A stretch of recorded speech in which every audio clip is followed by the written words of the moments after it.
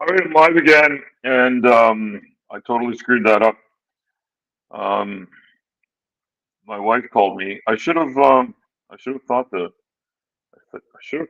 shot with my wife first about a couple of things that are going on, and then move on. Hey, Jason, you made it. Okay, so I'm not going to touch anything. I don't know which audio device I'm on. Hopefully, you can hear me. Um, and there we go. Sound and video. Okay, sound and video. Okay, well, I can see myself, and I see no indication that I don't have audio. Hello, Marin. I think it's Marin. I'm always second guessing how to pronounce your name. If it's Marin or Marin. I think it's Marin. Um, and hey, Drew, it sounds good. Okay, that's good. So I don't know when. I think like maybe it's 9 Eastern. A bunch of people go live. So I don't have a regular show. The snow and the weather has kind of messed up our Marin like Karen. Okay, all right. So Marin. Okay. I will try to remember that, Marin like Karen. That's a good way to remember it.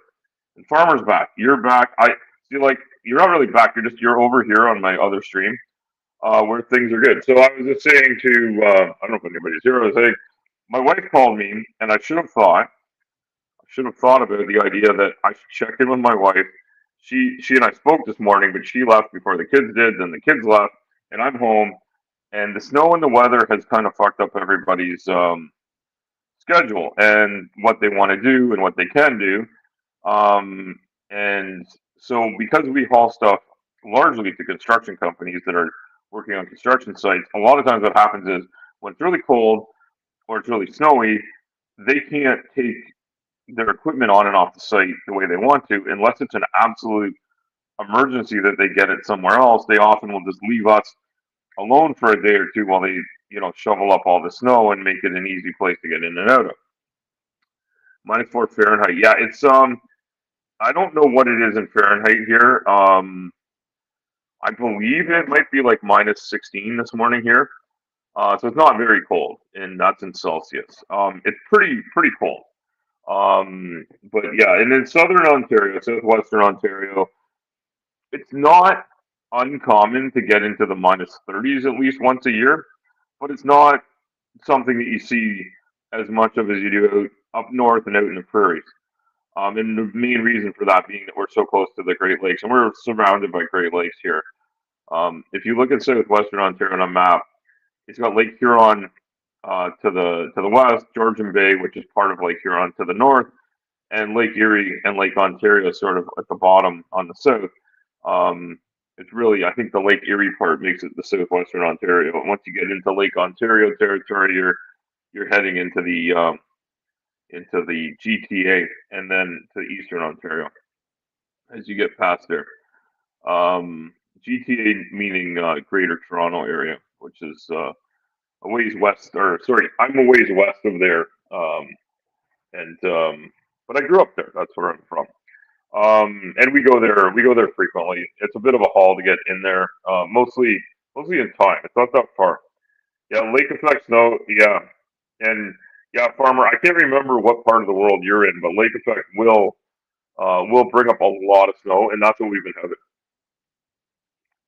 So I thought I'd just share some interesting things about me and things that are going on that are kind of exciting and new, which I haven't shared with people widely. But just south of Buffalo, yeah, yeah, okay, you're on the other side of the lake. So yeah, definitely the Niagara region um, on both the Canadian and the U.S. side is a major snow factory.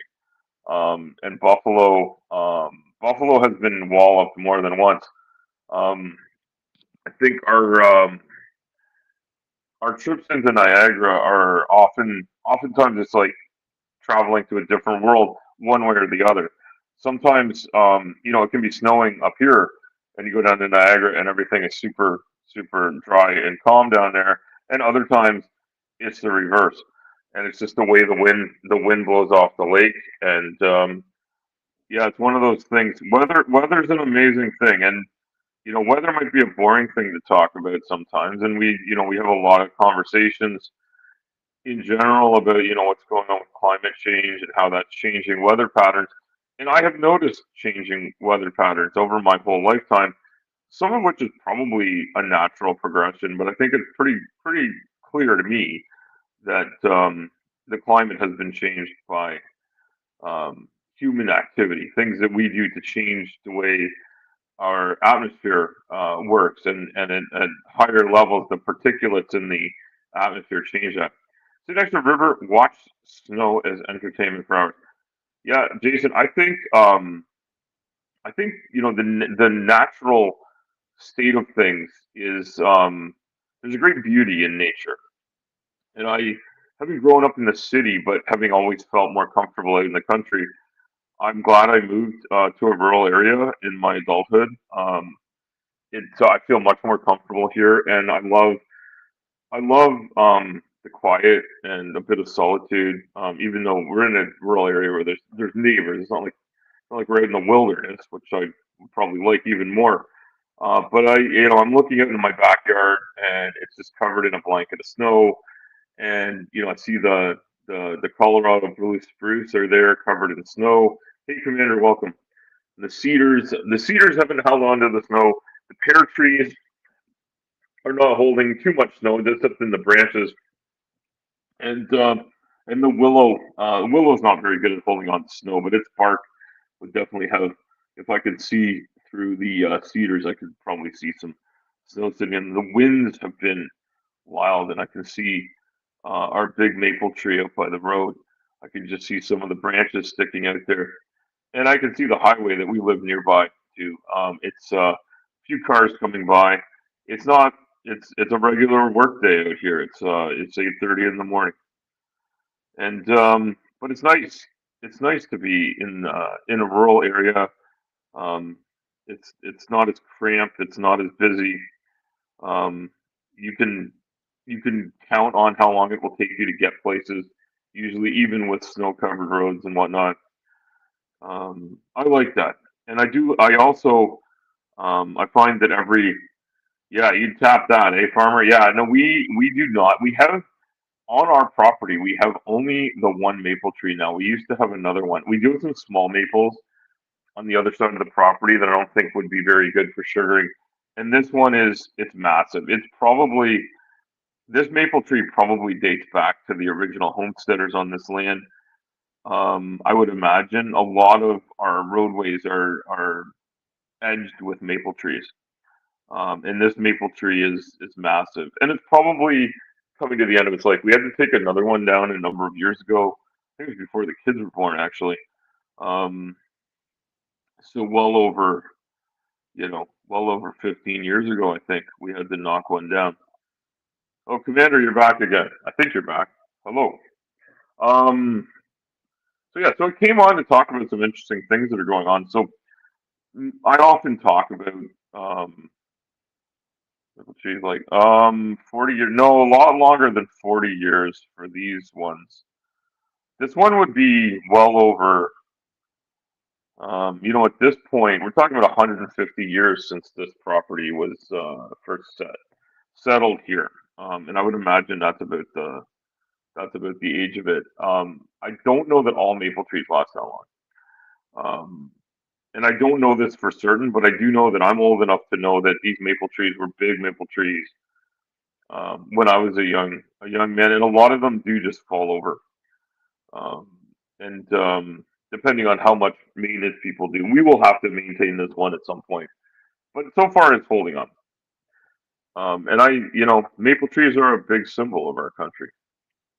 So I have an interesting thing to share. It's not quite a done deal yet, but it's something I'm working on. I did this thing called a fellowship with a bunch of people a couple of years ago um, for my work with um, advocacy for patients living with type 2 and type 1 diabetes. And I don't want to leave out people living with gestational diabetes or any other issues, but gestational diabetes is mostly temporary. And so patients living with that need support. Not something I've lived with, nor has my wife. And it is something that maybe gets forgotten from time to time, but it's not something I've focused on because it's not my experience. I was listening to I guess like a podcast type situation. It was recorded from a conference or summit that it looks like I've been invited to. And this is an international summit. And based on the work I did with my partner and our entire group, and the second cohort has also had their work submitted, and it looks like most of the work that's been submitted has been accepted.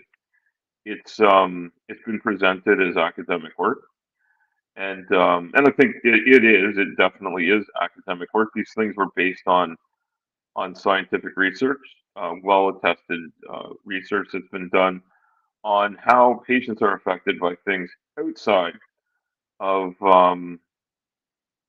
just medicine, like just here's a drug, here's a treatment, here's a therapy. What does it do to you?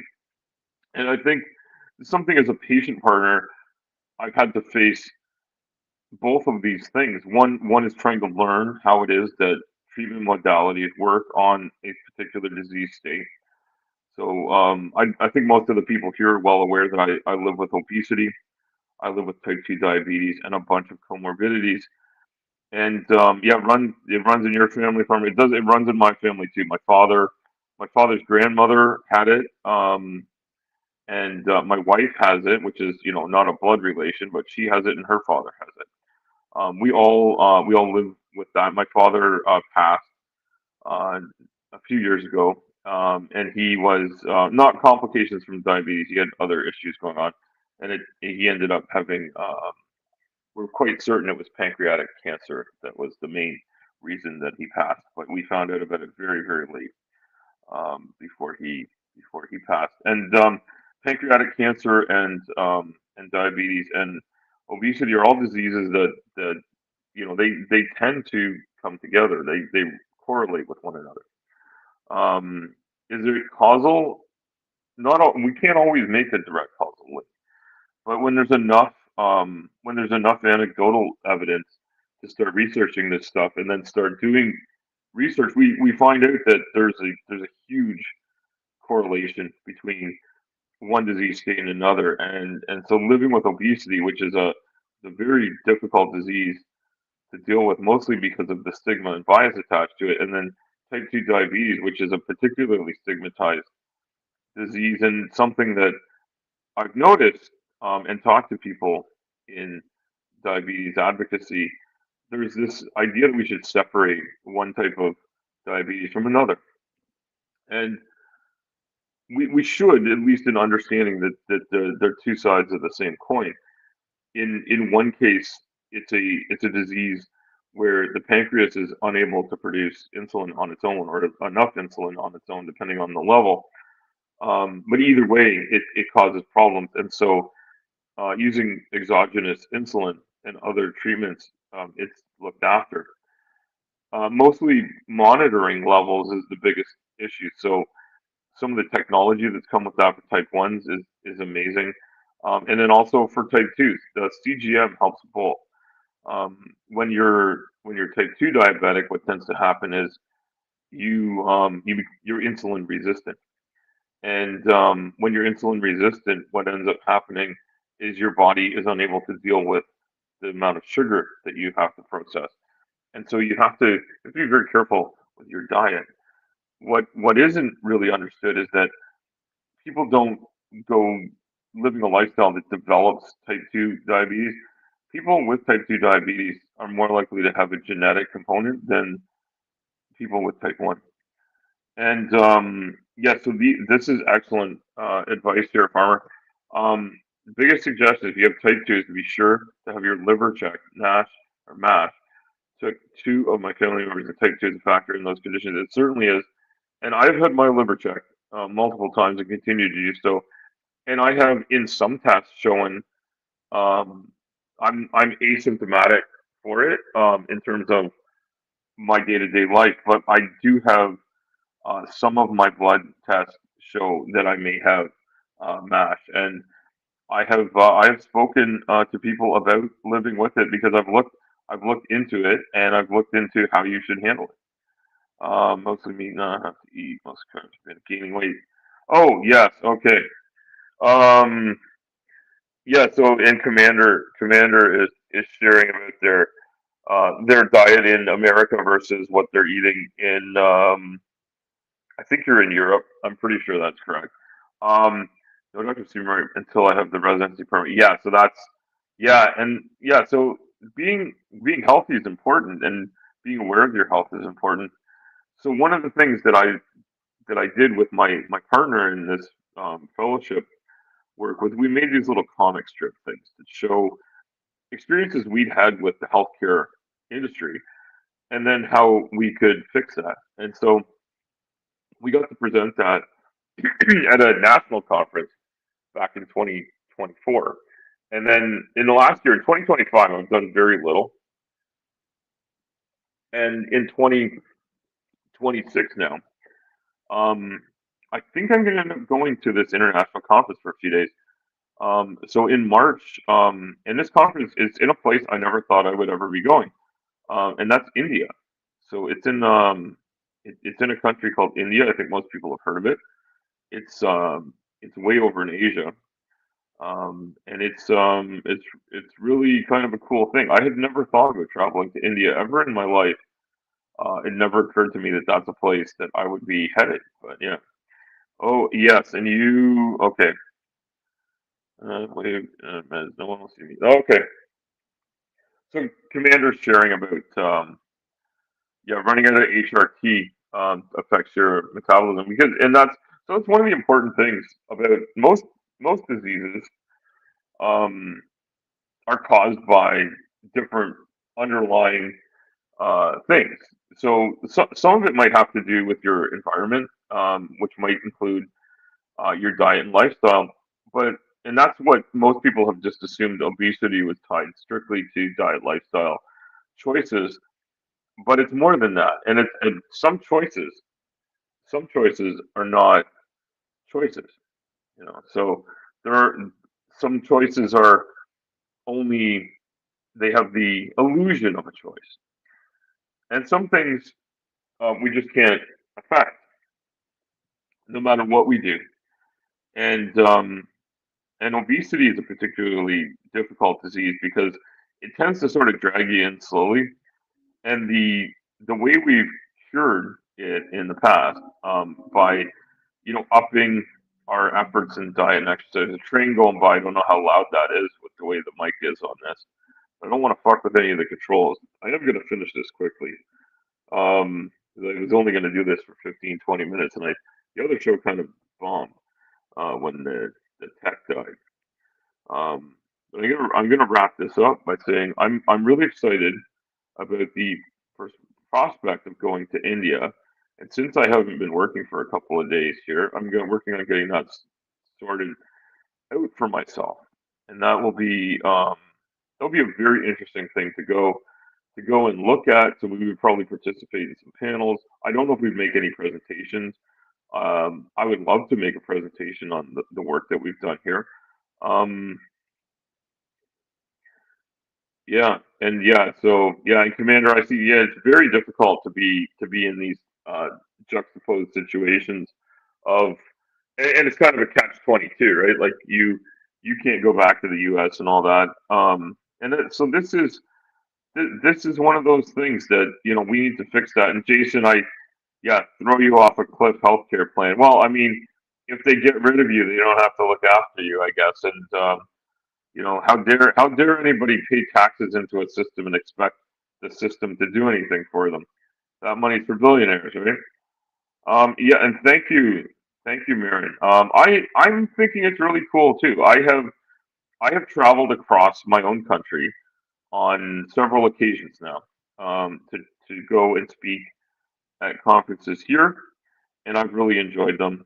And going to an international one is a really cool and unique thing that I've never been able to do before. So that's a really cool thing that I'm looking forward to. I'm looking into. I've started the process of applying for a visa. I've started the process of working with the team that would be going, so that we understand what all the parameters are. And yeah, it's really an exciting thing. And I will say that these diseases that I suffer from and live with are very much hormonally driven.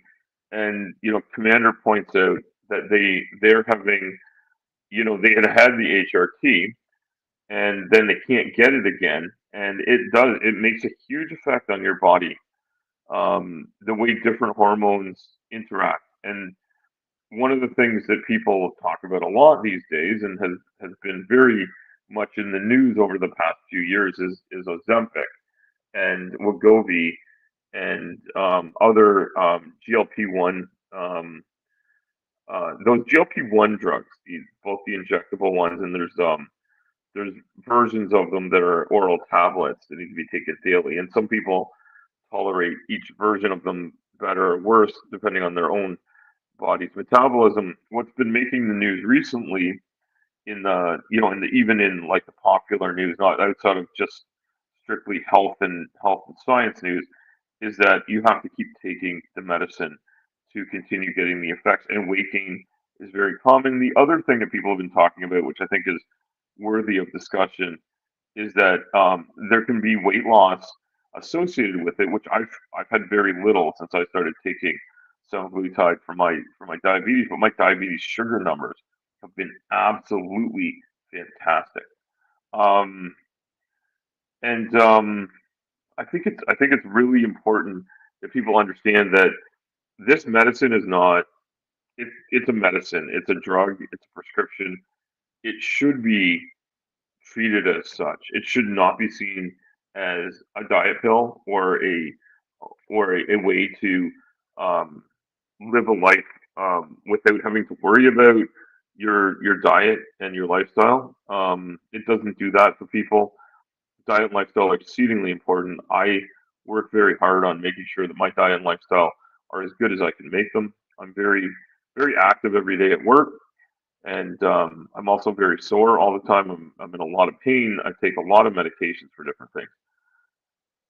It's not it's not a joke to take a prescription medication, and it's not. It's been made a joke, and I get it. It's popular.